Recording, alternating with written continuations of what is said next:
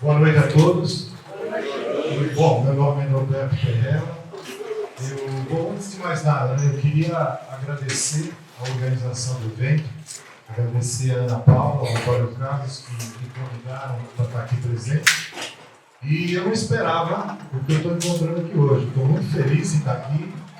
É um ambiente que...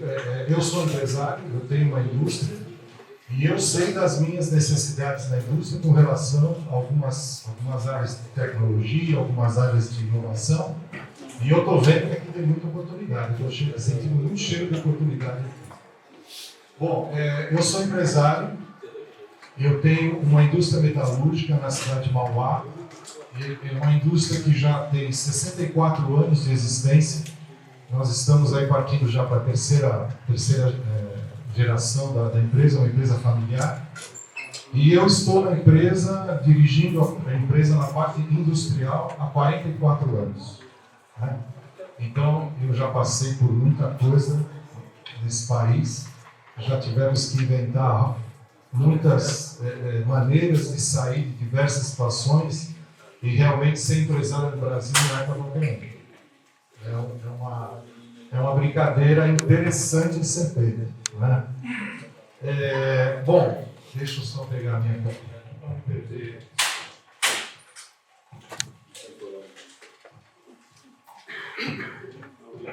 Bom, além de empresário, né, atualmente eu sou diretor do Ciesp, na Regional de Santo André. E essa regional, ela atende a indústria, representa a indústria das cidades de Santo André, Mauá, Ribeirão Pires e Rio Grande da Serra. É uma honra, em nome do CESP, estar aqui reunido com vocês, né? Poder estar falando um pouquinho da indústria, dos problemas, né? Os entraves que hoje atrapalham o nosso dia a dia. E dizer que nas últimas 4 décadas, a indústria vem sofrendo uma queda considerável. Né? Na década de 80, a indústria ela representava mais de 40% do PIB, tá certo? E hoje ela já está em torno de 20%. A indústria de transformação, que é a indústria que mais representa as indústrias que nós representamos, ela tinha na década de 80 mais de 20% de participação no PIB e hoje ela está em torno de 10%, 11%. Tá? Então, o que aconteceu? Bom, a queda do PIB da indústria pode ser em função do aumento de participação no PIB de outras, mas não é isso que aconteceu. Se nós formos olhar hoje os países que têm mais desenvolvidos no mundo, eles sempre utilizam a indústria como a grande força vetor de desenvolvimento econômico. Não é isso que a gente, infelizmente, tem observado no Brasil. Né? Hoje, nós temos hoje situações do dia a dia da indústria em que a gente percebe que, olha, eu acho que tem alguma coisa errada. Né? Por exemplo, como é que pode hoje a indústria ter uma participação no PIB em torno de 10%, 11%, pagando 33% de todos os impostos federais? Tem alguma coisa errada. Tem alguém que não está pagando imposto. E nós estamos pagando muito. Então, tudo isso aliado, e fora outros problemas em que a gente vem encontrando, o que tem acontecido com a indústria? Ela, ao longo de todos esses anos, da década de 80 para cá, ela tem perdido muita competitividade com o mercado externo. Tá certo? Existem vários fatores que já são conhecidos, né, mas que nunca são combatidos. Né? A gente está cansado de ouvir planos de desenvolvimento econômico, novas ideias sobre facilitar o dia a dia da indústria, mas nada na realidade de efetivo tem sido feito. Né? Então, o Ciesp hoje ele é uma entidade, Centro das Indústrias do Estado de São Paulo. A sede dele é localizada na Avenida Paulista, lá no prédio da Paulista, junto com a Fiesp. E ele tem hoje como estratégia, está distribuído no Estado de São Paulo com 42 diretorias regionais. Santo André é uma delas, aqui no ABC Santo André, São Bernardo e Diadema. São Caetano já existiu, agora está tentando ser reativado. Então nós somos em 4 IDEGs aqui na região do ABC. E o grande objetivo do CIESP é realmente estar defendendo a indústria. Então nós temos hoje pessoas que nos representam em Brasília, pessoas que estão sempre atentas a qualquer novidade, qualquer mudança, qualquer pensamento em termos de mudança no Congresso. E, dependendo do tipo de demanda, acionar uma diretoria que nós temos, são várias diretorias, diretoria jurídica, diretoria de meio ambiente, diretoria de infraestrutura, diretoria de sustentabilidade, falando de meio ambiente. Então nós temos várias expertises dentro do CIESP, cada qual fazendo um trabalho de defesa da indústria, dependendo daquilo que está sendo motivo de atenção. Se a gente for falar hoje em termos dos grandes entraves que a gente tem tido na indústria, a gente pode falar, por exemplo, na mão de obra. Eu participo de muito evento aqui na região do ABC e todos sabem, né, que o ABC teve a característica, na década de 80, no início dos anos 90, como ser o centro industrial do Brasil. E realmente foi. A indústria automotiva naquela época, toda ela localizada na região do ABC, e realmente naquele momento, a região do ABC tinha um diferencial muito grande para o resto do Brasil. Nós realmente tínhamos mão de obra especializada para aquilo que estava se propondo, para aquilo que estava se propondo transformar naquela época. Só que eu ainda continuo ouvindo que o ABC tem uma grande vantagem competitiva pela qualificação da mão de obra que ela tem. E aí, em reuniões com empresários, a coisa que eu mais ouço é aonde está essa mão de obra. Então, esse quesito mão de obra, ele é muito importante, ele é fundamental. E aí, eu até acho que cabe uma discussão regional, né, para a gente entender o que isso acontece. A gente vê muita universidade investindo na educação, investindo na qualificação. A indústria por si tem um SESI e um SENAI, o SESI atuando desde a formação pessoal, né, com as escolas extremamente capacitadas, o SENAI com profissionais de todas as áreas. Aí eu falo, onde é que está indo tudo isso? Será que essa mão de obra ela passa por uma qualificação? Porque eu ouço que a grande maioria dos alunos do Senai já sai empregado na indústria, isso é fato.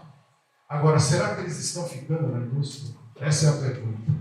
Quando a gente vai para o mercado, eu particularmente, você vai buscar um técnico da área de mecânica, da área de desenvolvimento, da área de projeto, gente, é difícil achar um profissional.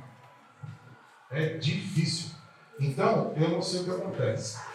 Uma das coisas que eu penso, né, que também eu ouço, outra jargão que todo mundo usa, né? A indústria ela tem uma das grandes vantagens em estar sendo foco de desenvolvimento, porque paga bons salários.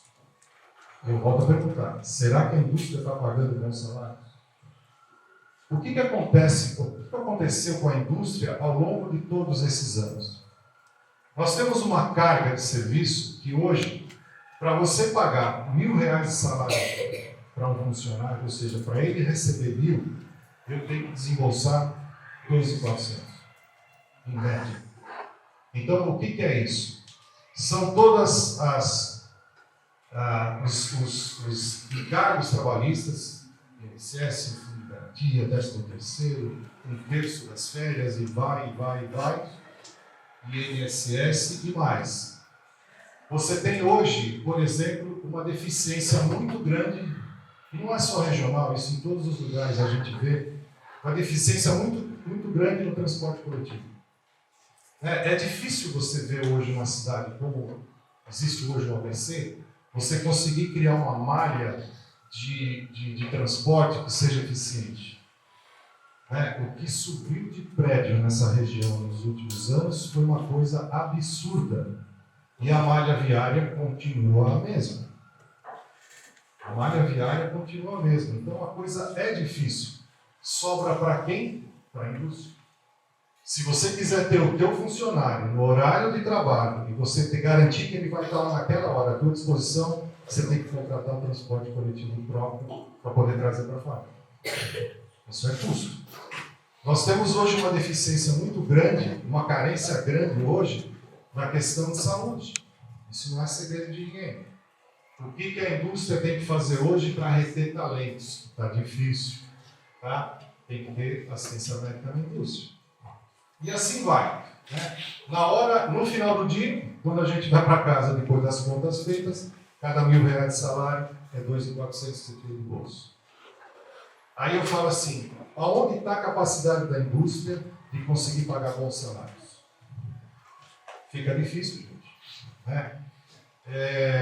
É ilusório a gente achar que nós podemos produzir algum produto, algum processo de fabricação e colocar o preço que você quer. O preço já está dado. O preço é aquele que está no mercado. Então você tem que fazer a conta do preço para dentro de casa e trabalhar o teu custo. E aí vem as dores. Como é que eu consigo pagar bons salários em processos que hoje não são totalmente automatizados, tá certo? Como é que fica a competição? E é por isso que eu pergunto, será talvez uma coisa mais particular aqui, né? Será que a indústria está conseguindo pagar bons salários? Essa é a pergunta que eu faço. Com certeza, alguns nichos eu acho até que conseguem. Mas quando se fala de indústria de transformação, a coisa fica difícil. Então, pela característica hoje que você vê de competitividade no mercado nacional, aonde o Brasil é competitivo? No mercado, na indústria extrativa. Por quê? Eu simplesmente vou na natureza, recolho o minério e não vendo minério.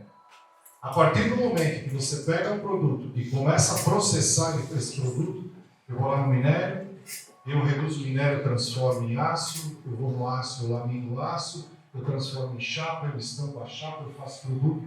Quanto maior for essa cadeia, mais não competitivo o Brasil é.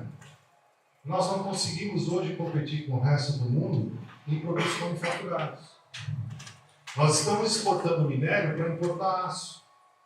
Nós estamos exportando todo o metal, toda a parte extrativa do Brasil para trazer produto manufaturado.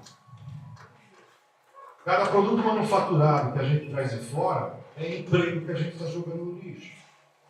Isso é o problema. E qual a característica hoje da indústria estar estabelecida no país? Voltando um pouquinho para esse conceito da extrativa, né? Como uma indústria, por exemplo, eu tenho hoje um dos principais produtos da empresa, nós hoje vendemos queimador para fogão doméstico. A Fercoda hoje ela tem de 75% a 80% do share de queimadores no Brasil. Nós somos hoje o maior fabricante de queimador da América Latina. Tá? Nós somos maiores do que dois concorrentes que eu tenho, que são italianos. Eles são os grandes fabricantes de queimador na Europa e Estados Unidos. Mas eles não conseguem competir no Brasil. É outro nível de tecnologia. Então, o que a gente observa? No meu caso, eu tenho o meu produto final é um queimador que ele tem. Todo mundo aqui faz um cafezinho da manhã no fogão, sabe mais ou menos o que é. Tem uma chapa de aço esmaltada, uma base de alumínio e uma câmara de mistura que vocês não veem porque está debaixo da mesa. Esse é um sistema de queima, tá ok? Para eu conseguir ser competitivo nesse mercado, o que eu faço? A matéria-prima eu faço dentro de casa. Eu compro alumínio na forma primária, eu fundo alumínio, eu lamino alumínio, eu gero blank, eu forjo o meu produto, eu faço acabamento, eu tenho a base pronta. Eu compro o aço, eu estampo a capa, eu esmalto internamente, eu tenho a capa esmaltada. Então, é totalmente contrário àquilo que o Brasil consegue fazer. Como é que pode ser mais barato uma chapa de aço vindo da China, se eu dou minério para ele, o minério viaja, ele faz todo o processo de transformação, vem para cá, paga imposto de importação e é mais barato do que o aço nacional? Como é que ele consegue fazer isso? Ou, por que nós não conseguimos fazer isso? Essa que é a grande pergunta. Tá? E aí é que vem a incompetência do Brasil. Né? É aí que vem aqueles entraves, todos eles já são conhecidos. Já são todos eles mais do que martelados. Tá? Mas solução não vem. E tem solução? É claro que tem. O Brasil tem um potencial impressionante. Infelizmente, a coisa não é bem aproveitada. O CIESP tem lutado muito contra essa questão. A luta mais recente, só para exemplificar, é o caso da luta contra a isenção de impostos para produtos abaixo de 50 dólares. Isso aí não parece ser assim, peraí, mas agora eu vou deixar de comprar um negocinho lá via, como é que é, chapinho, como é que é o nome? Né? E agora eu vou ter que pagar imposto em cima de um produto desse? Mas o que acontece? Esse mercado, este ano de 2024, está previsto fechar com o valor de 12 bilhões de reais. 12 bilhões de reais.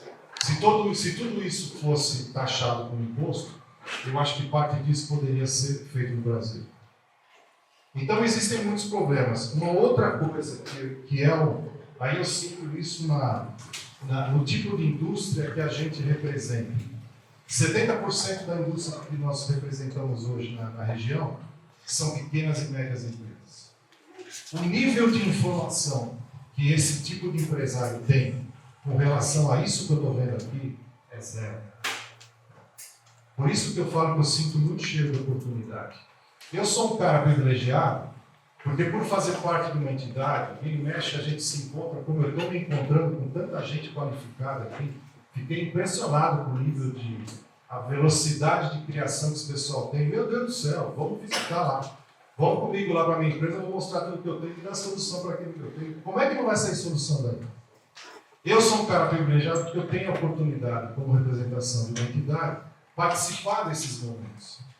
Sabe, eu estou com o pessoal do Parque Tecnológico, o Ricardo, o Marco estava aí até agora, estou lá com o Ari, o Antônio Carlos, que a gente sempre troca ideias sobre questão de sistemas. Então, eu tenho a oportunidade de enxergar que existe startup, que existe muita solução, que existe muita criatividade para resolver o meu problema. E eu tenho certeza que de forma muito simples. A inovação, ela não tem nada a ver com complexidade. A inovação simplesmente é fazer diferente aquilo que eu estou fazendo com ganho. Com melhoria de lucro, de lucratividade, com redução de custo. É tão simples assim. Posso fazer uma provocação? O que as indústrias, eu acho que é sempre legal dizer para eles aqui no norte. O que a indústria espera dessas pessoas que vão ficar 54 horas aqui? Em que sentido que eles podem te ajudar? No operacional, no administrativo? Enfim, dá um norte para eles, entendeu? Que é isso que eles estão querendo aqui. A sede é essa. Alô? Bom, então, dentro dessa questão de tecnologia, o que a gente sente? Hoje, a grande dificuldade hoje, inclusive o CIESP tem feito um projeto junto agora com a BC Vale, a gente está começando a fazer um projeto no sentido de aproximar a indústria das startups. Eu já fiz uma experiência numa plenária no CIESP no ano passado e o resultado foi muito bom. A minha dificuldade é trazer o empresário, mas assim, se eu criar uns 5 cases, o resto vem. Tá? Então hoje, eu vou falar das coisas que eu já ouvi por aí.